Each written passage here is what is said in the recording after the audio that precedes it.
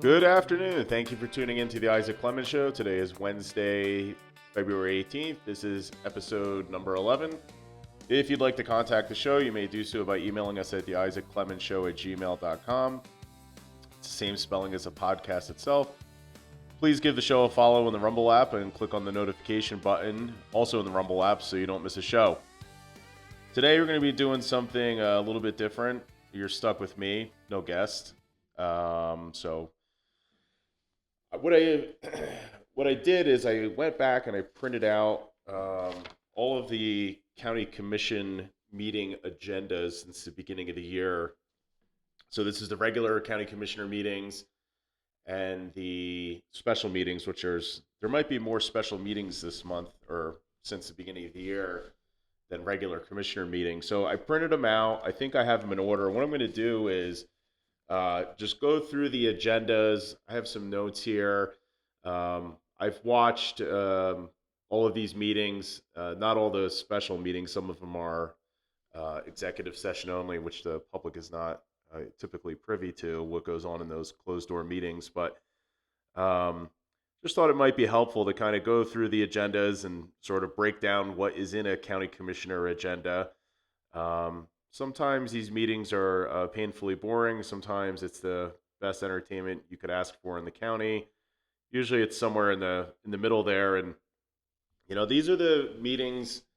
I follow the county closer than the other three. Than Tetonia, Victor, or Driggs City ongoings here. But they all have their own municipal government, a mayor, and a city council, and their planning and zoning boards, and everything else that they choose to have as far as boards and committees go. I kind of look at the stuff that happens at the county commissioner level. It sort of sets the tone, at least in Teton County. If you look at, especially in Driggs and Victor, their land use code and their policy, it's almost word for word with what the county does. There's some exceptions. Zoning stuff is a little bit different with the allowable uses and such, but for my time, and you could spend every day of the week going to some kind of meeting here, trying to understand all of this. It's a lot for one person unless you make it a full-time job. I think if I was going to suggest to anyone that's interested in Teton County politics, I would encourage you to start at the county commissioner level and sort of watch what's going on there. And it can be a little overwhelming at first. These meetings are 8, 9, 10 hours long. They're twice a month. The regular commissioner meetings they're on a Monday, I believe the second and fourth, or the first and third Monday. Either way, the calendar's on the county webpage. And if you followed along for maybe a month or two, you'd be pretty up to speed on current events. There's always going to be some bit of history that you might need to catch up on, or dig around, or ask, or research on to learn some of these things. I mean, there's certain things that appear on the county agendas, especially with land use, that they might be 3, 4, or 5 years in the making, and they kind of grind on for procedural reasons or legal reasons. But this is where your money is spent. Your tax dollars all pass through these county commissioner meetings, whether it's the annual budget cycle or individual line items or emergency obligations that pop up. So it's good to see and know, be informed, and see where how your tax dollars are being spent, and just see what the decision making process is here. For those of you that listen to like the Dan Bongino show, he always references, the person that gives you your shed permit is a bigger concern for you than typically than what's going on in Washington D.C. That's not always true, but I think you can understand his point is that things that happen at the local level within the county, or anything below that hierarchy, are more likely to have a direct impact on your life than things going on in DC or abroad. So starting out here, this is a special agenda that was posted for Thursday, January 8th. So these agendas, they're always on the county webpage. Something to keep in mind is with special meetings, they don't have to have quite the same timeline for noticing the meeting. These are typically when there's something emergency that pops up or something on shorter notice. So Just be aware that depending on what kind of meeting it is, like a regular county commissioner meeting, you have to have the agenda posted. I believe it's 48 hours ahead of time. And right now, the county historically has been posting those agendas on a Friday. So if the meeting's on Monday, they're posting that agenda Friday afternoon, which I think is detrimental to the public. We have a new county administrator, I think is the title we settled on. Maybe they'll start posting them earlier, because what happens is if they post that meeting agenda on a Friday afternoon, the county closes up shop at 5 o'clock or whatever Friday. There's no chance to have anything added or adjusted. And then the meeting is start of business Monday morning. So I wish the meeting agendas were posted maybe Wednesday. That would also give people following along a little bit more time to kind of digest what's going on and decide if there's anything of interest or concern to them, if they want to maybe send an email to the commissioners or submit public comment. It would give them a little bit more time to do so.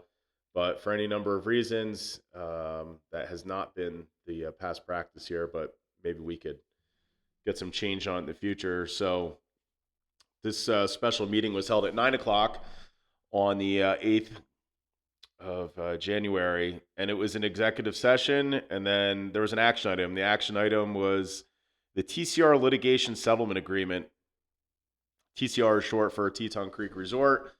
If you've been following along or reading the papers in the last, I don't know, maybe 20 years, this involves a piece of private property along Teton Creek as you're headed up Ski Hill Road, and they've been in a legal battle with the county for a long time. I think this has roots going back to 1996, and the predecessor to Vard opposed what they were doing, and then eventually Vard became a thing. 2001, I believe, or maybe it was 2000, and them and their ilk started, I'll call it, harassing this property owner. They didn't like what he was doing. And now, fast forward to 2026, and it's on the March 23rd agenda. There's a special meeting. Not sure if that's for the public to come and voice their support or opposition. The agenda for that meeting hasn't been released yet, but it looks like the county has struck an agreement for $2 million cash and up to $1 million in services. So any building inspections, any of the permitting process for the construction that's going to take place there. And I think we'll do another podcast in the future to sort of get into the weeds on the Teton Creek Resort fiasco. Might be better to wait until that meeting takes place to see if we do get an agreement signed and see how that all shakes down. So that was one special meeting. And part of the reason I'm going to go through this, and maybe I'll do this every other month or so, just to give you an idea of the volume of stuff that's going on in the county. It is not a stagnant situation here. There are a lot of moving pieces, and not all of them will affect every person here. Some of them are very individual and sort of one-off cases, but a lot of things do have implications for the rest of us here. So now on Monday, the 12th of January, they had a regular county commissioner meeting and sort of just walk through the agenda here. What I would encourage you to do, even if you can't attend the meetings or if you don't have the time to go back and watch the video and audio, which I'm grateful that they do the audio visual recording here. They are not required to do that. Meeting minutes are the bare minimum in the state of Idaho, but you can watch in real time either through the Zoom app or you can watch what they call the live stream. The live stream doesn't require you to log in or anything. It's a little bit simpler to do than managing the Zoom app. You can have it on in the background as you go about your day if you're able to, listen through your headphones, depending what you do day to day, or you can go back and watch the recording if you want. But do know that you can attend the meetings in person. You can listen to them on the live stream right from the county's webpage, or you can listen to them through Zoom. And the link for the Zoom app is always available on the county webpage. I believe that you actually use the same Zoom link every time for every meeting. It's just a matter of whether that link is actually being used. So this meeting was Monday, January 12th. The meetings typically start at 9 o'clock in the morning, and they're at the in the basement of the courthouse building in Driggs. So they call the meeting to order. They go to the Pledge of Allegiance, which Sometimes a cynic in me is shocked that we still have the Pledge of Allegiance in Driggs, but or not in Driggs, but in Teton County in general, the way politics are here. But thankfully, we still have the Pledge of Allegiance, and people are typically compliant with that and stand up and put their hand over their heart and recite the Pledge of Allegiance. Um, then they'll adopt the agenda. That's more of a formality. And then this particular agenda, item number 4 is the action items. So they have a claims report, pretty typical. So that's all the financials being signed off. Sometimes I'll go through and nuance and look at certain things, but generally that seems to be a rubber stamped issue. The commissioners can review that stuff ahead of time to sort of save time during the meeting and look at, everything from hotel accommodations for travel for county employees to what we bought at Staples or fuel or anything else. This particular agenda has a residency certificate on that. That's another formality with employment stuff, I believe. They had a payroll form on here. And then we get to item number 5, which is one of the most exciting parts of the meeting, depending on what's on the agenda that day, and that's open mic. So, open mic is an opportunity for the public to come up and speak. The rules seem to change here and there. I haven't seen the current slate of commissioners cut anyone off or not let them speak about something in an open mic unless it's going to be heard later. There's a public hearing attached to it, which has its own public comment period. And what I've seen is they'll usually caution people like, "Hey, listen, if you want your voice to really count for this, come back during the public hearing so that those comments can be have a little bit more weight to them." So sometimes open mic is an empty room and no one has anything to say. They'll also let people chime in from the Zoom app. You have to be on the Zoom app though. You cannot be listening and watching on the live stream. There's no two-way communication provision there. So if you want to communicate from afar electronically in real time, you have to use the Zoom app or be there in person. The live stream does not have that provision.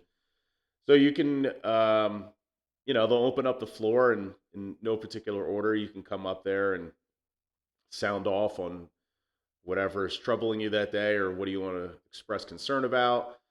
I think sometimes it gets a little bit out of hand in the sense that you'll have people come up there with, 17 comments about the same thing. And the city of Victor, for example, I believe their public comment period, they call it public comment as far as I know, not open mic.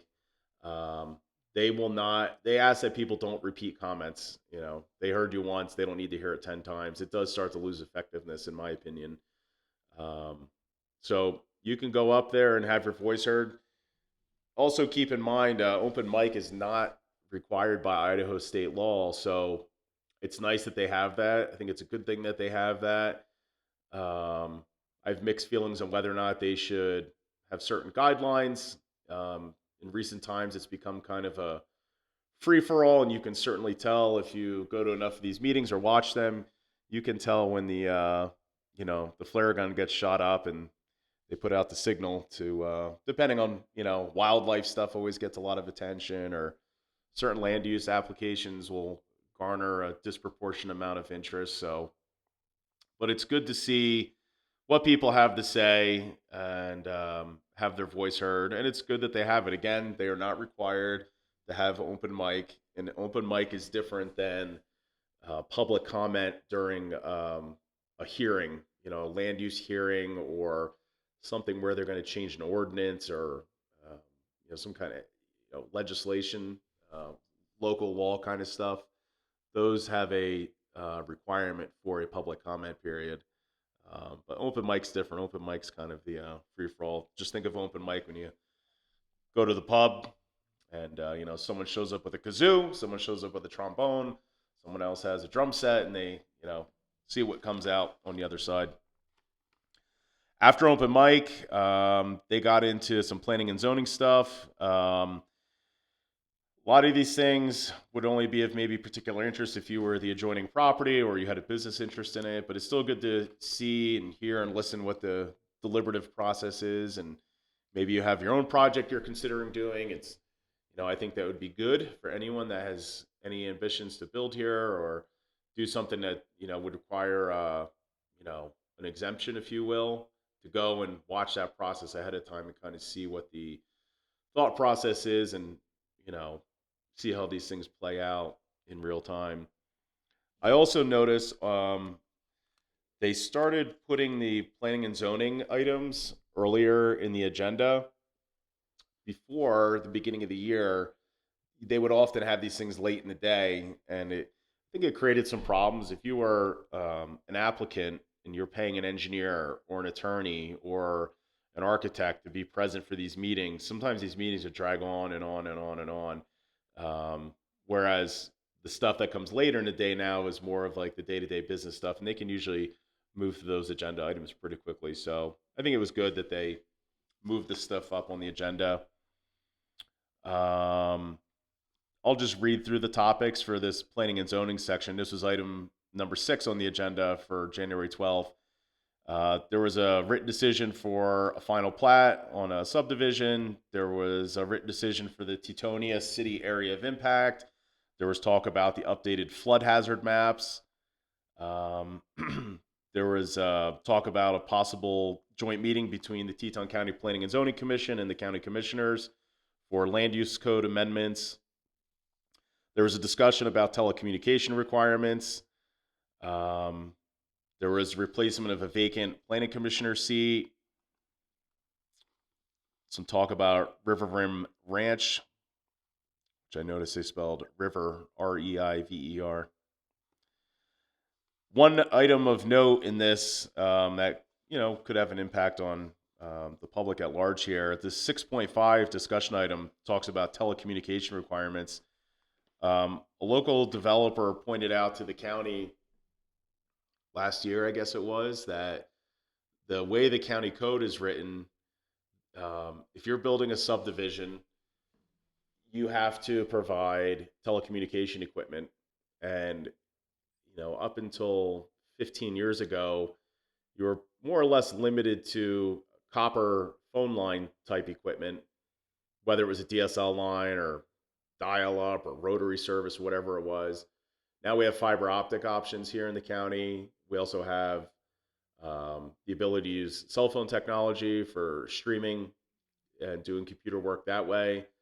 And of course, we have Starlink, and there'll probably be other companies competing for that satellite space into the future. But as far as I know, the county is still wrestling with this. I think their last I heard about this, they were going to have a joint work session. But the rub is, should people be mandated to install Silver Star's equipment into the ground at some cost to the developer or the builder, and thus the whoever's going to buy the lots or live in these buildings, they're going to be paying for these costs indirectly. So I think the county, the way their code is written, it's very vague as far as what is telecommunication equipment. And of course, Silver Star, as the I don't know, it's fair to say they have monopoly here, but as far as I know, they're the only act in town with fiber optic service.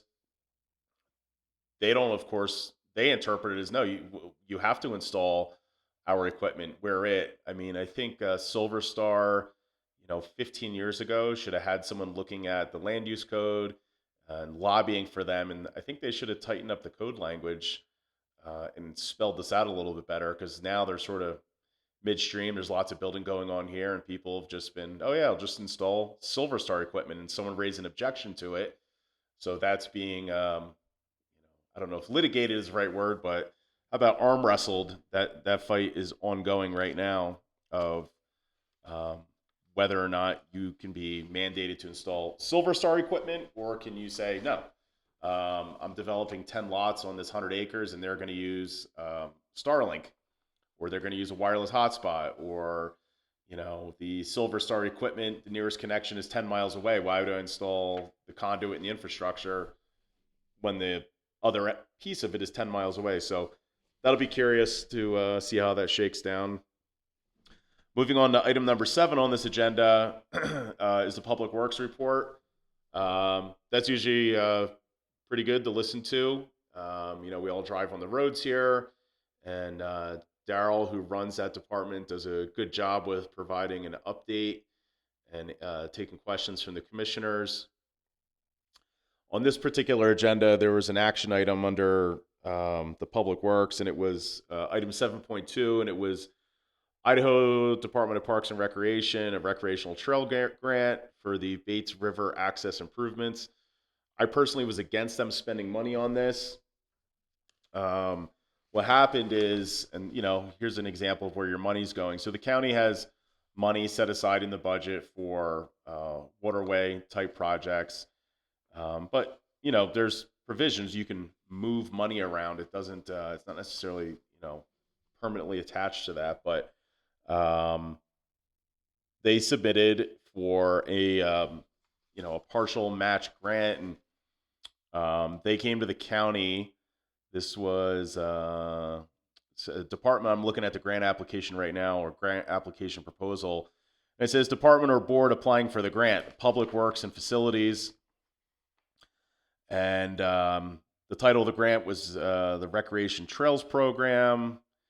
And basically, they're coming to the county looking for a 20% contribution towards this. I think it ended up being somewhere near $40,000, if I'm not mistaken. And the part that I opposed was, I'll just read this. It says Teton County obligations, if grant is awarded, match continuing maintenance and reporting schedules, is a 20% match of total project costs is required, which can be a combination of cash and in-kind labor, which we're also paying for.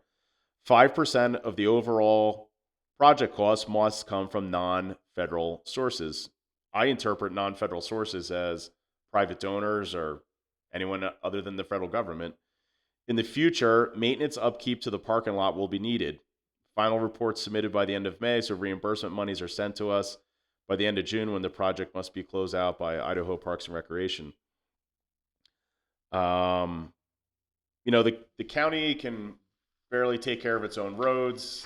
We're way behind on what some people would like to see as far as the build out of the road infrastructure and the quality of the roads we drive on. And this particular grant was going to help improve the kayak boat launch area at Bates Road and the parking area. And while I will personally benefit from all that stuff, I would rather see, there's lots of wealthy people in this county that kayak and use the river. It seemed kind of lazy as a taxpayer, my view, that we just went to the county and said, hey, cut us a check.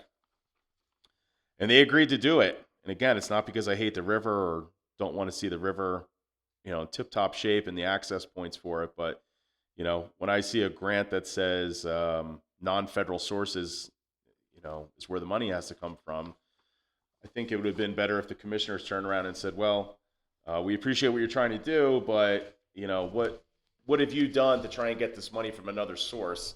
Obviously, getting it right from the county coffers is the easiest, but it's just my 2 cents. So there's an example of something that happens at the county level that impacts everyone. And, I also am leery of, we have a hard time hiring and retaining road and bridge employees here, it seems. It's hard outdoor work, it's specialized, and I get leery of signing off, or elected officials signing off on things that are maintenance in perpetuity. It just doesn't seem fiscally prudent to me. Moving on, agenda item number 8 was the clerk, and they approved meeting minutes from the prior meeting. So if you go and speak at a county meeting, just know that the clerk is taking notes and taking meeting minutes. And the current clerk, Kim Kelly, does a great job, in my opinion, with those meeting minutes. They're pretty in depth. So if a meeting happens on January 12th, at the next meeting, those meeting minutes will have been prepared and they can be reviewed. And if there's any errors or omissions, they can be those corrections could be made at that time. But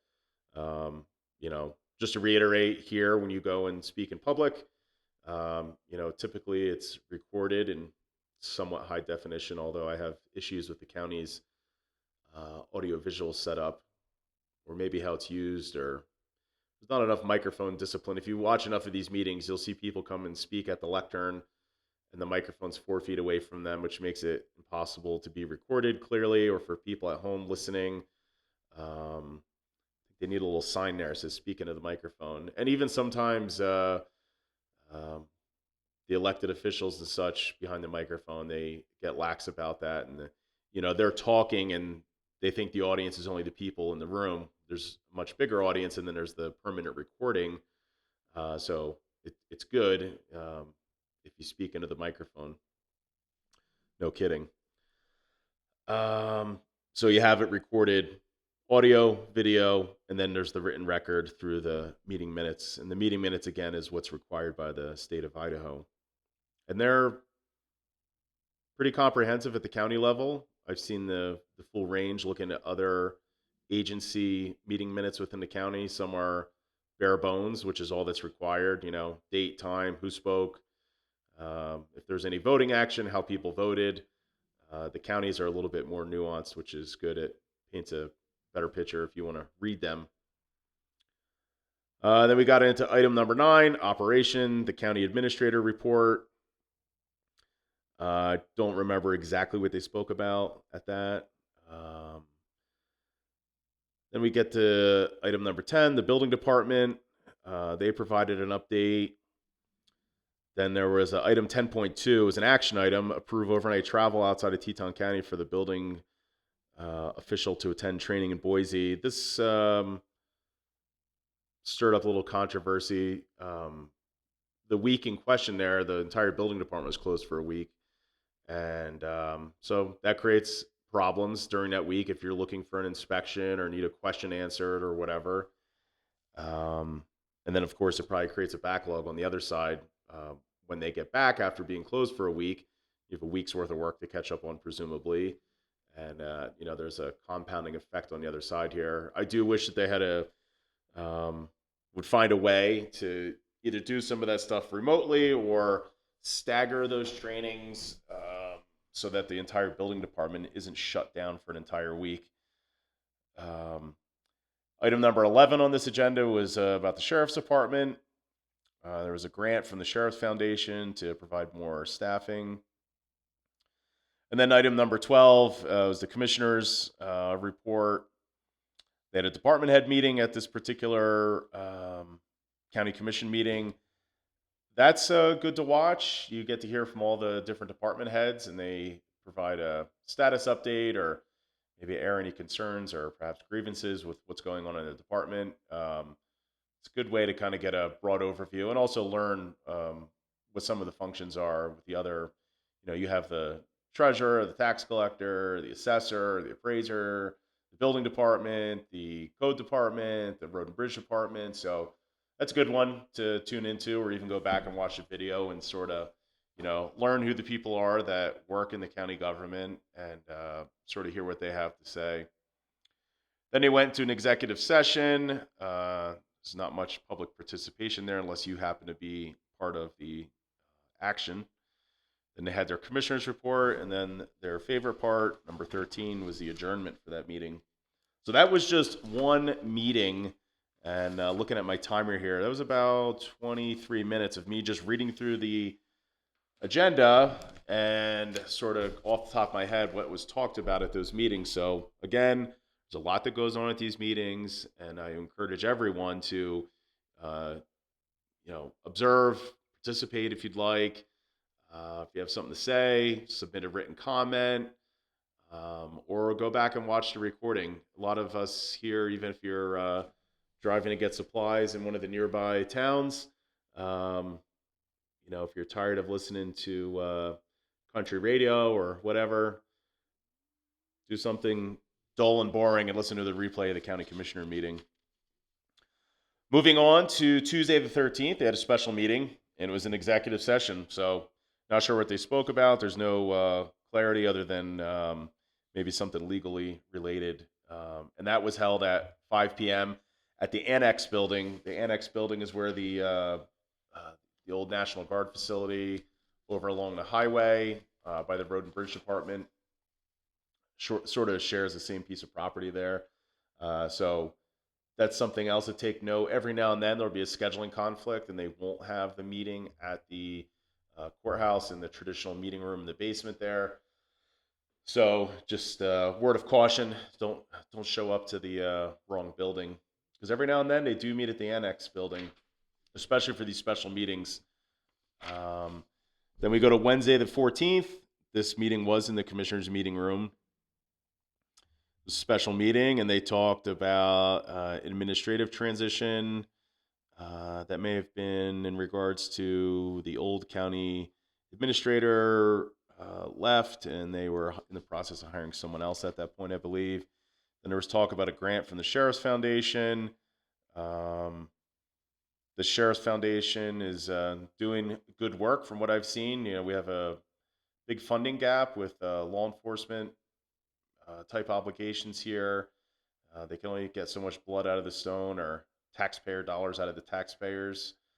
So this Sheriff's Foundation was stood up, and I believe they were going to staff 5 deputy positions, and there was some heartburn because there's I think it was 5 positions for 3 years. The question is, what do you do at the end of the 5 years? If you don't have a funding mechanism to replace the grant money, I believe this came from a more or less a private donation. What do you do? Do you lay them off?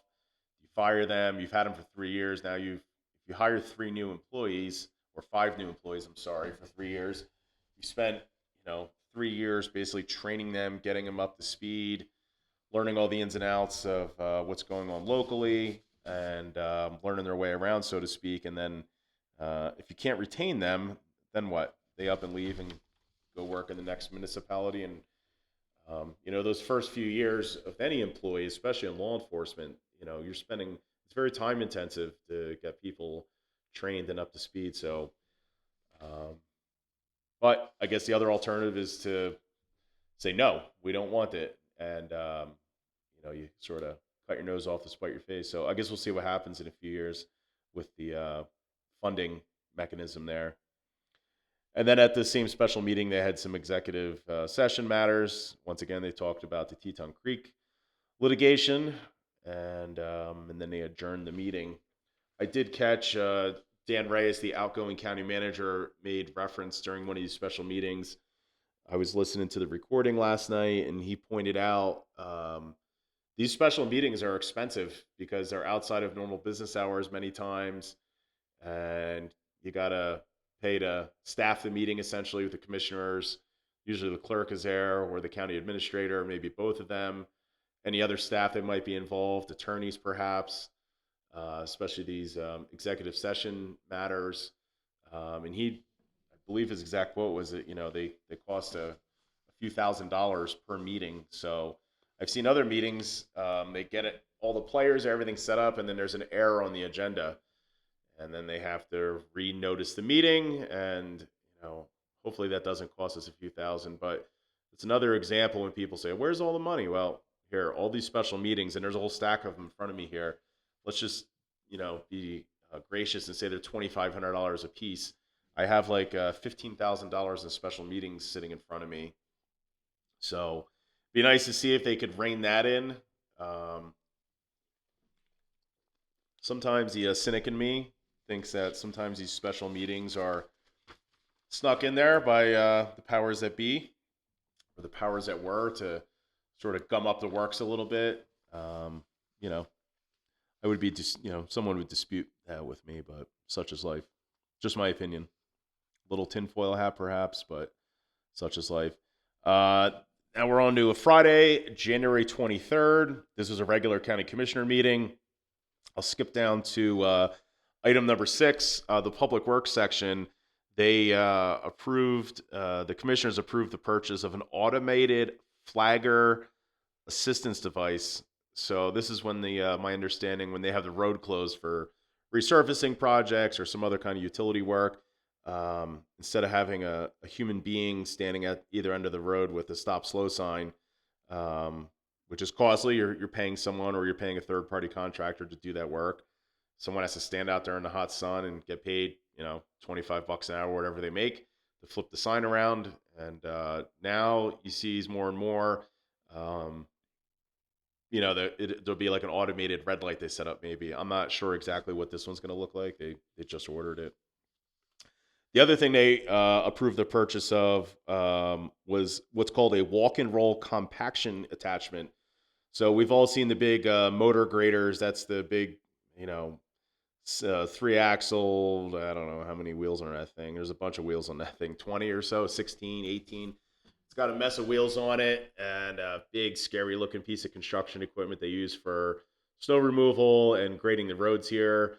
So typically, and I'm not a civil construction guy, but when they resurface the roads, those big road graders, they has a blade underneath with lots of adjustability to it. And they go along and scrape and flatten and sort of chew up that surface. Well, after you grade the road and get it nice and flat and true, the gravel has been churned up and it's sort of light and fluffy.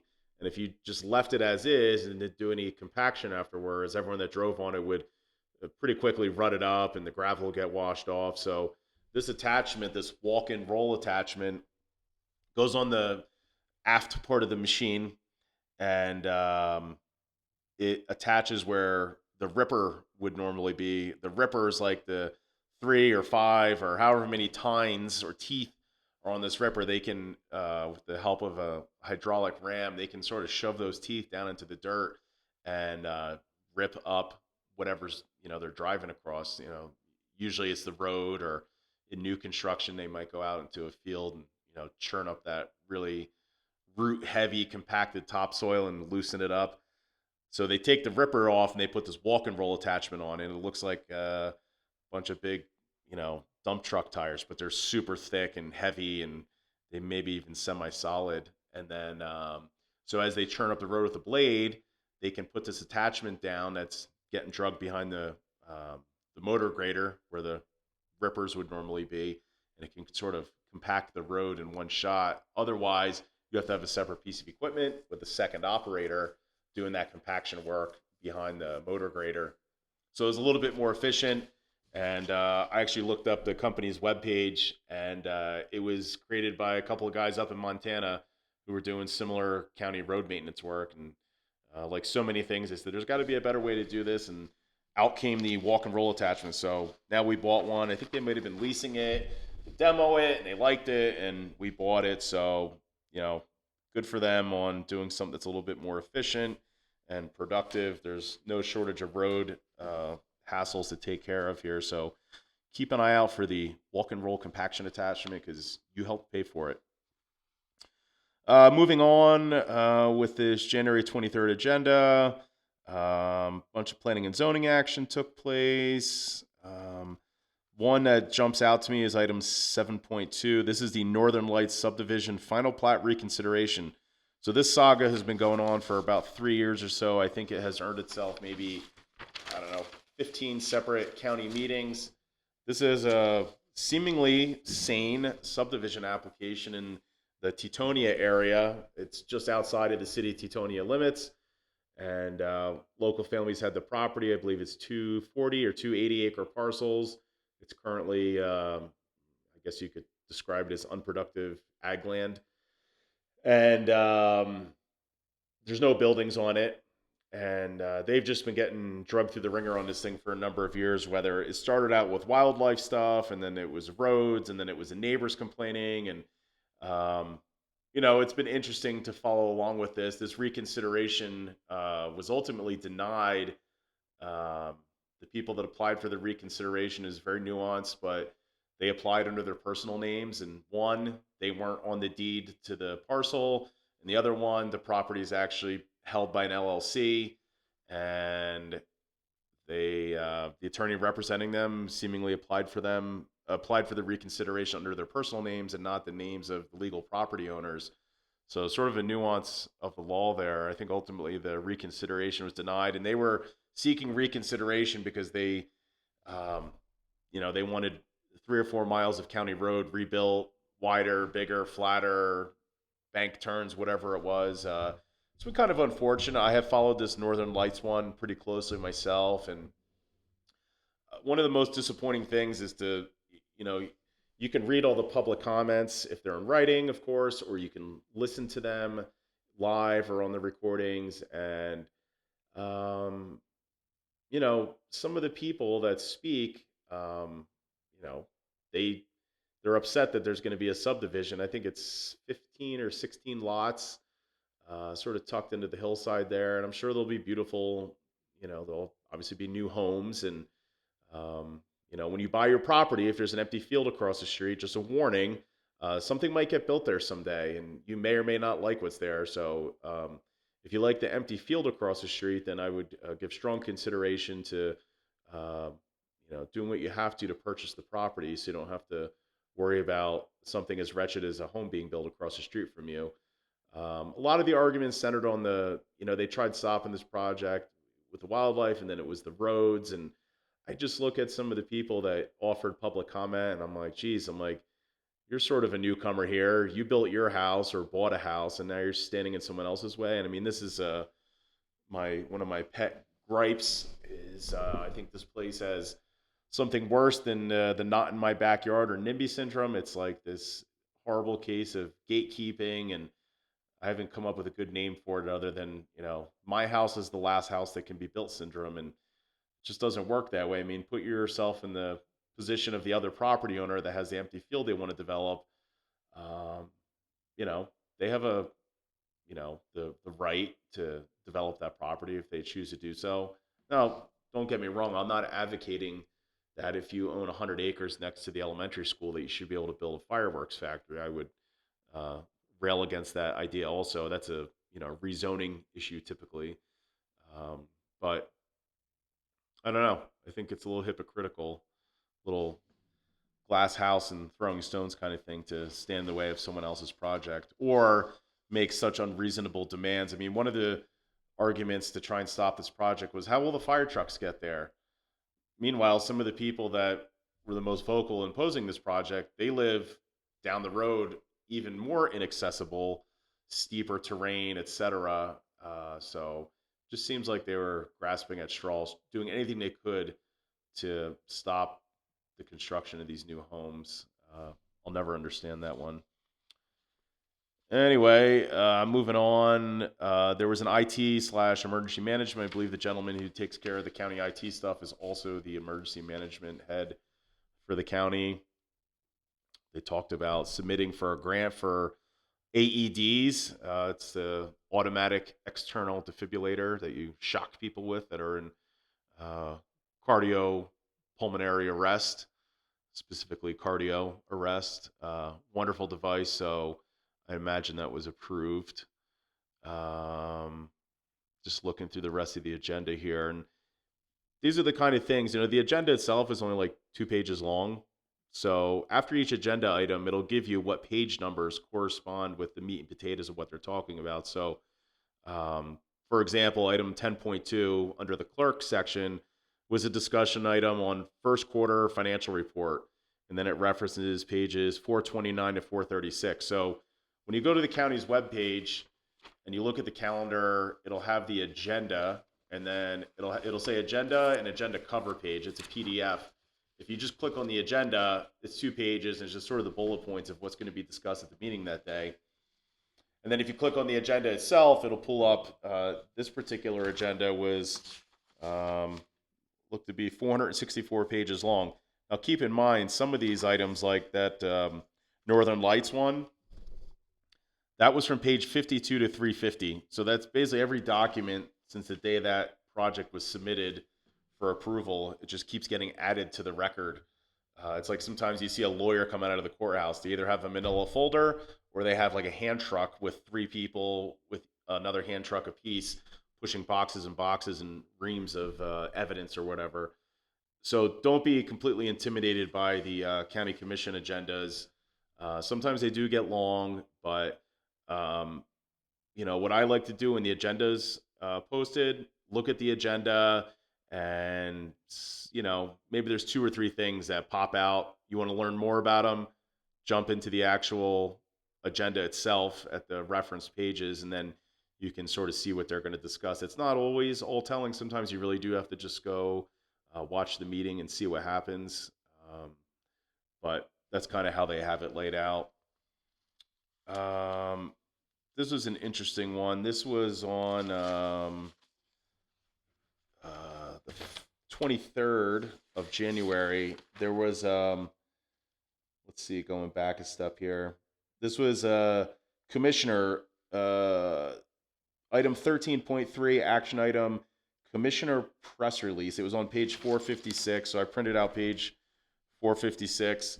Um, the action item was a press release to the public, and still to this day, it's February 18th, I guess. I don't know that they've actually published whatever this press release was, but they did talk about it. So this is a case where if you just read this one sentence thing, which the summary for this press release says, this item is for the commissioners to consider drafting a press release expressing a desire for unity for the residents from the residents of Teton County. Okay. So you have to go watch the video. And there was some back and forth. It was Commissioner Powers, Commissioner James. I'm not sure who instigated this, but I was actually kind of disappointed by what they were talking about. Um, Essentially, it sounds like the commissioners were upset that people, believe it or not, that the community at large uses Facebook as a communication tool, and they were, I guess, unduly harsh towards the commissioners. They didn't go into super specifics about what rubbed them the wrong way, but these guys in this case, these guys are elected representatives. That's our system of governance here, and the public's not always going to agree with you. Um, so I don't know where the law says. I think there's an amendment in the Constitution about this, about free speech or something, but I don't know why they think that they're free from criticism, or people holding them accountable with their voice. So we'll see if that press release ever sees the light of day. I did look on the county's webpage. I think it said there's 29 press releases. There was one last year, and the rest go back 5 or 6 years. And the county's webpage is another fiasco. I think it's very poorly laid out, despite having been revamped a year and a half or 2 years ago. I think Driggs, Victor, and Titoni have much simpler, nicer web pages, which is all we really should want from a municipal web page. Is easy to navigate. It should not be a digital Easter egg hunt with multiple tabs on the calendars. I mean, not everyone who looks at these web pages is a computer engineer, myself included.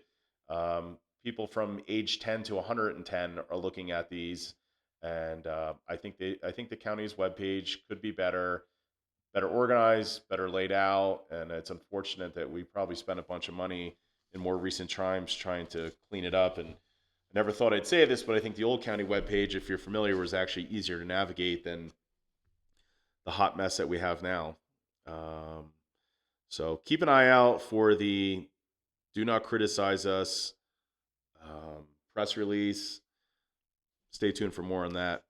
Now we're up to January 25th. So we're still in the month of January. And I'm just giving you the overview. I'm 48 minutes into this podcast, and these meetings in total were probably close to 30 hours of actual in-person meeting time. So a lot going on. This was a special meeting, January 25th. It was on a Sunday, 10 a.m. at the commissioner's meeting room in the courthouse building.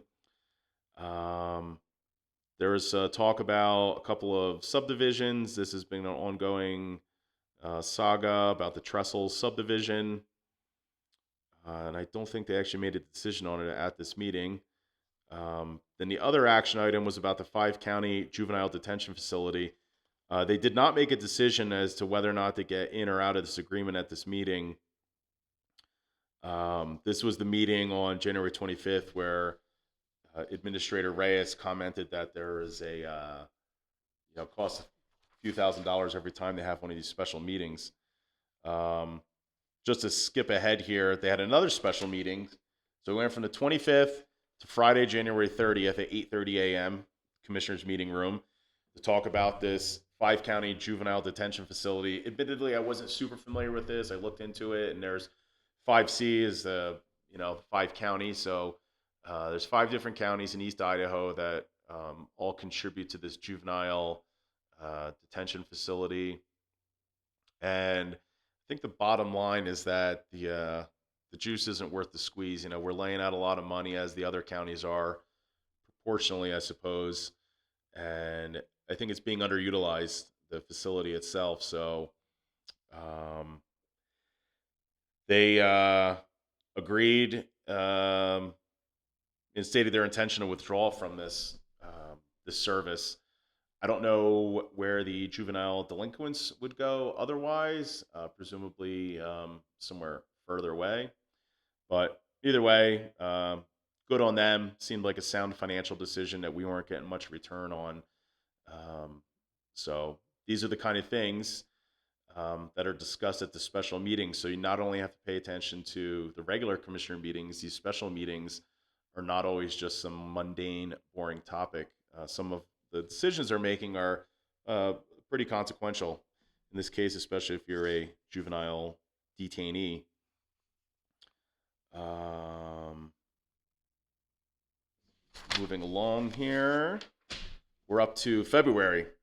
So this is Monday, February 9th, 9 a.m. in the commissioner's meeting room. This is a regular county commission meeting. Same thing, pretty typical. You'll see on all these agendas, meeting call to order, the Pledge of Allegiance, as long as we still do that. Adopt the agenda, into the action items, and then into open mic. Public Works update. A couple of things of interest here. Public Works, they oversee, I got this right, the transfer station, the road and bridge maintenance. There's quite a bit of things under their purview. In this case, they had, at a previous meeting, they agreed to lease with the option to buy this Vermeer brand low speed shredder. And I believe they agreed to buy this pretty expensive piece of equipment. I don't remember the exact dollar amount, hundreds of thousands of dollars. But pretty cool piece of equipment. If you're into that stuff, they can basically grind up whatever you put in. You can put a whole house in there, bite-sized pieces, and it mulches it essentially. Um, so what was happening, if I understand correctly, is we're paying per truckload to transfer our garbage from the Teton County transfer station to a landfill, and the trucks have X amount of carrying capacity. Let's just say it's 30 tons. We were only getting in like 24, 25 tons per load um, because there's so much void space. You can only smash so much stuff into the trailer with a excavator or other implement before you risk damaging the trailer. A lot of these trailers, they're big, they're high sided, and they're made out of aluminum to save on weight.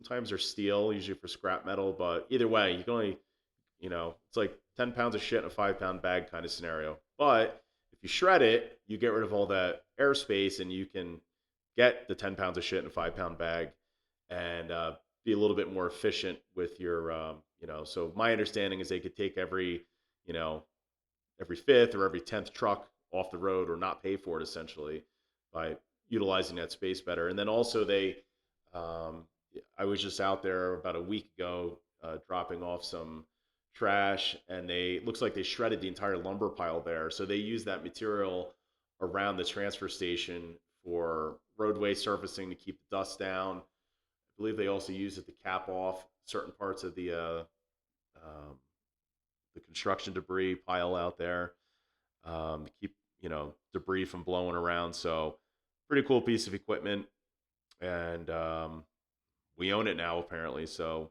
next time you're at the transfer station, look for the big yellow box. It's about the size of a small school bus, and it's the garbage grinder. They also purchased a new ATV for the weed department and a new mower deck.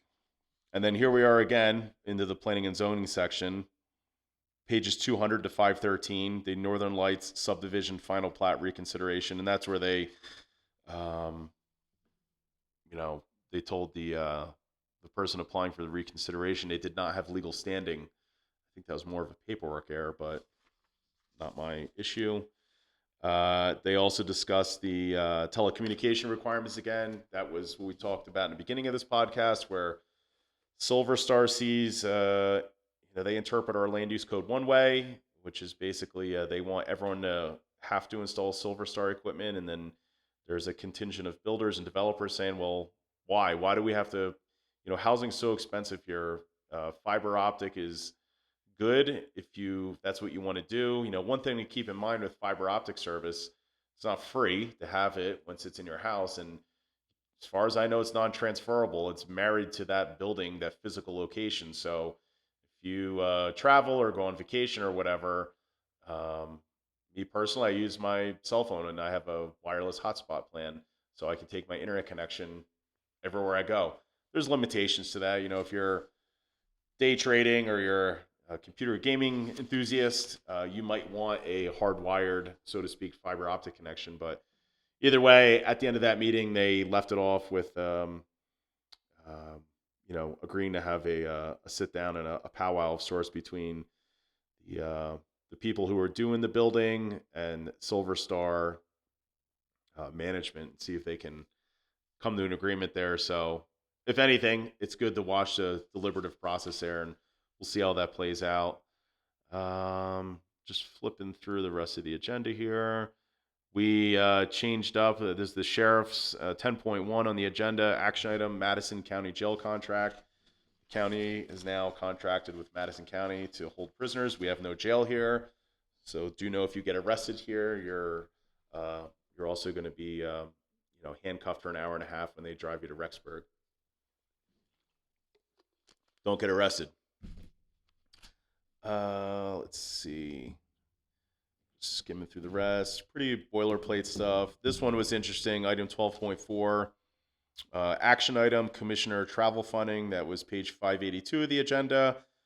If I got this correct, the commissioners or anyone that's funded with this line item, they are out of travel money until the county budget renews, unless they pull money from another funding source. So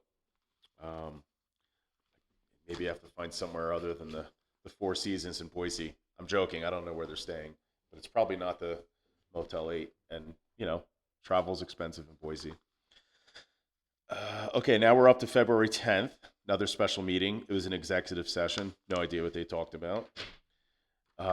February 11th, this was at the Annex building. So again, pay attention where the meetings are held if you want to attend. And just worth mentioning, these executive session only meetings, you are allowed to go and watch the meetings, but there's not much to watch because they'll call the meeting to order, they excuse themselves for the executive session portion, and they go into a secluded skiff of sorts.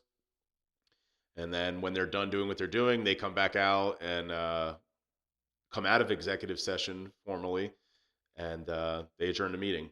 But you are allowed to go if you just want to go and sit in the room and stare at the ceiling. You're allowed to be there. This particular special meeting on Wednesday the 11th was to approve the contingent agreement with Teton Creek Resort. So, again, I mentioned that before. I think March 23rd, there's going to be some kind of public meeting or public hearing about that. I presume the public will be able to come and voice their, opposition or in favorism, is that a word? And about this particular thing. Maybe they'll provide some context on this. I believe that the number, the agreement number says $2 million in cash due within 5 days, and up to $1 million in county services have to be waived. So that's a pretty big nut for the county to have to pay on this stuff. The rumored number out there before this was, 15, 16, 17 million, 10 million. So I guess this is a bargain in comparison, and if this agreement is signed and executed, I guess it'll sort of bring to end a saga that's been going on for quite a while here. And again, I'm trying to get someone who is directly involved with that to come onto the podcast. I'm awaiting a reply from them. It would be good to sort of explain that. I think most people have heard of the Teton Creek Resort saga at this point, but there's a lot of nuance. There's years and years of litigation and back and forth at every level of the court system in Idaho, even the federal level. More recently, there was a big Idaho State Supreme Court ruling on this a couple years ago. So there's a lot of nuance to it, and it appears that we're on track to sign an agreement and put this thing to bed and take our lumps and you know set fire to $2 million. So the next county commissioner meeting is February 23rd. I believe that's this coming Monday. So if you're around, or it's of any interest to you, I would encourage you to check out the agenda. That should be coming out Friday the 20th, if past practice. So between now and the 20th, you'll see that agenda. They have to give 48 hours notice. And then if you want to attend or watch the meeting in person, I would absolutely encourage you to do so and see what goes on. And again, it can be overwhelming if you're maybe moved here new or you're curious what's going on. Where do I begin? Just one bite at a time. Start out by getting a hold of that agenda, reading through the agenda. If something piques your curiosity, pull up the actual, go beyond the agenda cover page itself. That's like the table of contents. You might have to go to page 56 if this, or chapter 56 if this were a book, as an analogy. And sort of, there's a lot going on here. It's our money being spent. It's decisions that, again, down to the local level. It's the person that's giving the shed permit that's going to potentially have more of an impact on your life than what's going on at the state level or the DC level. Not to say those things aren't impactful, but day to day, it's the people that are telling you what color to paint your mailbox that you should be worried about the most. I think that's all I have for you today. About an hour of me babbling on about the agendas and stuff, and maybe we'll try and do this every other month or so. I feel like if I do it after every meeting, it's too close together. Sometimes these things take 2, 3, 4 meetings to develop, and it's good to sort of have the complete story instead of just, a lot of times decisions get tabled or moved along, or there's some kind of legal hurdle that has to be clarified. So maybe in the middle of March, we'll sort of do a recap of everything from now up into that time period. So that's all I have for you today. Thank you again for listening and tuning in. Remember, if you'd like to contact us or you want to be a guest on the show or share an idea for a show topic, you may do so by emailing us at the isacclemensshow@gmail.com. Don't forget to give us a follow. Turn on your notifications in the Rumble app so you don't miss an episode. Stay safe and have a great day.